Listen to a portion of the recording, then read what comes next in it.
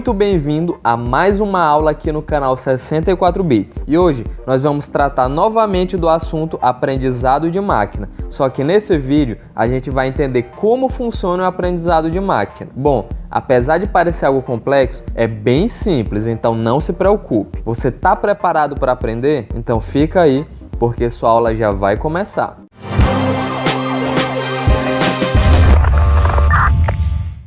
Aprendizado de máquina. Como é que ele funciona?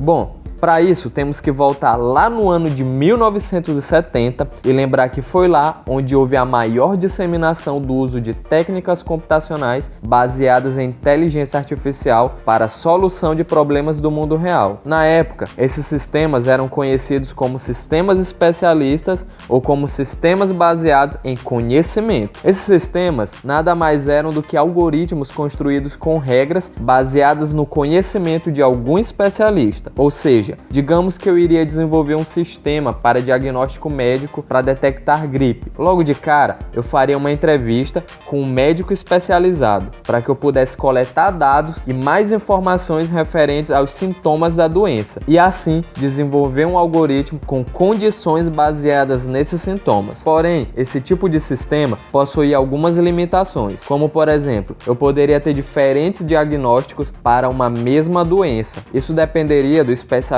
que eu estivesse entrevistando e a sua intuição na tomada de decisões para diagnosticar o problema. Em algumas das suas limitações, ocorria por pouca cooperação por parte do especialista, porque alguns tinham medo de perder o seu emprego assim que o sistema estivesse pronto. Tá, mas o que isso tem a ver com o aprendizado de máquina de hoje? Bom, segundo uma das várias definições, temos uma dada por Mitchell, que define o aprendizado de máquina como a capacidade de melhorar seu desempenho na realização de alguma tarefa por meio da experiência. E agora, você percebe que tem tudo a ver? Os sistemas antes aprendiam por meio das experiências ou conhecimento dos especialistas, porém, com um volume de dados bem reduzido e com algumas regras condicionais. Por isso, haviam muitas limitações nesse tipo de projeto. E hoje, com a era Big Data, com essa enorme quantidade de dados que temos, muitas das limitações foram quebradas referente aos dados e ao histórico de dados que os programas necessitam para aprender. Mas o aprendizado de máquina atual também é desenvolvido para aprender com uma experiência passada, porém, de forma um pouco diferente como eram feitas antigamente. Hoje em dia, os algoritmos evoluíram muito e o que confirma isso é que o aprendizado de máquina utiliza não só regras condicionais, mas ele utiliza análise estatística para tirar conclusões de um determinado conjunto de dados. Ou seja, conforme os dados são apresentados ao sistema, ele consegue aprender cada vez mais baseado no seu erro. É como se fosse uma criança aprendendo a encaixar Legos. Ela vai tentar de todas as formas e perceber que quase todas estão incorretas, até chegar na solução certa.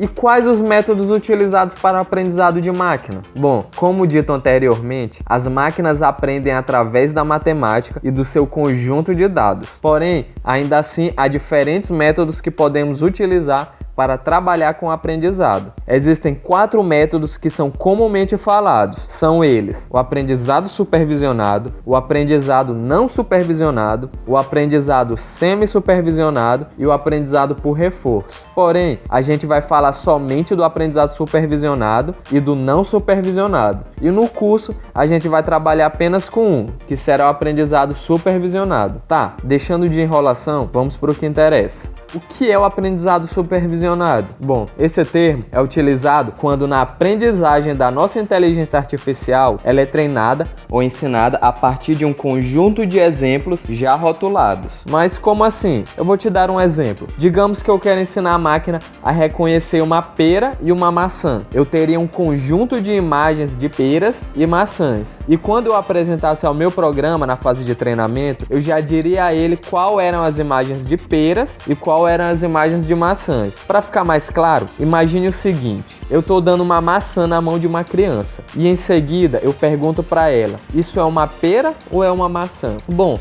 ela ainda não sabe porque ela ainda não conhece. Então ela pode me falar qualquer uma das duas coisas. Caso ela me diga que é uma maçã, eu vou dizer: opa, parabéns, você acertou. Vamos passar para a próxima. E eu lhe daria uma maçã cortada ao meio. E eu iria perguntar para ela novamente se seria uma maçã ou se seria uma pera. Caso ela me dissesse que era uma pera, o que eu faria era dizer a ela que não era. Iria corrigi-la, que aquilo também era uma maçã, apesar de estar cortada. Com isso, a criança iria aprender que apesar de estar em um formato diferente, continuaria sendo uma maçã. E é exatamente isso que acontece com o aprendizado supervisionado. Quando eu passo minhas imagens de peras e maçãs na fase de treinamento da minha IA, ela vai aprendendo de acordo com as respostas que eu já dei para ela. Logo, baseado nesse treinamento com os exemplos já rotulados, minha IA pode tomar decisões quando encontrar outros dados desconhecidos. O objetivo real do aprendizado supervisionado é que a partir de um histórico eu consiga prever o que há por vir. A técnica de classificação é a que eu vejo que mais se usa nesse tipo de aprendizado. Porém, existem outros tipos de técnicas que utilizam o aprendizado supervisionado, como por exemplo, a regressão. Porém, no nosso curso,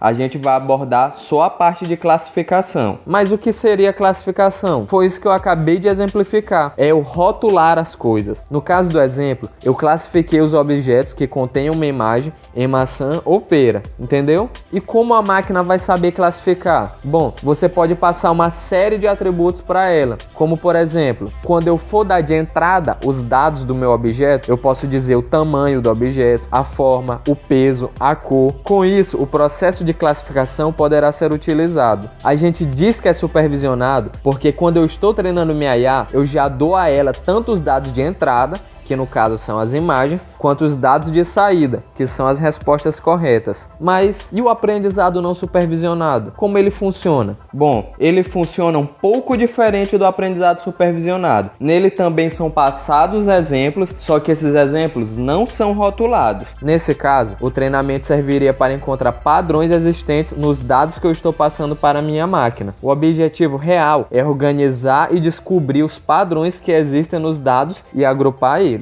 Vou te dar um exemplo para ficar mais claro. Eu posso agrupar pessoas de acordo com a existência de cabelo ou não. Posso colocar pessoas cabeludas de um lado e pessoas carecas do outro. Deu para entender melhor? E é basicamente isso. Claro que existe muito mais coisas dentro desse universo e eu deixo a seu critério pesquisar um pouco mais sobre o assunto. Como por exemplo, pesquise um pouco mais sobre o que é o aprendizado por reforço ou aprendizado supervisionado. Conhecimento nunca é demais. Viu como não é tão difícil? Se você prestar um pouco de atenção e praticar, você verá que você vai conseguir aprender inteligência artificial muito mais rápido do que você imaginava. E aí, gostou? Então deixa seu like aí embaixo para ajudar o canal. Não esquece de conferir os links que ficam aí na descrição e deixar um curtir lá na página do Facebook, porque lá, eventualmente, eu posto alguma novidade ou alguma notícia que pode acontecer durante a semana. E não se esquece de se inscrever no canal. E é isso, galera. Espero que vocês tenham gostado e até a próxima. Valeu!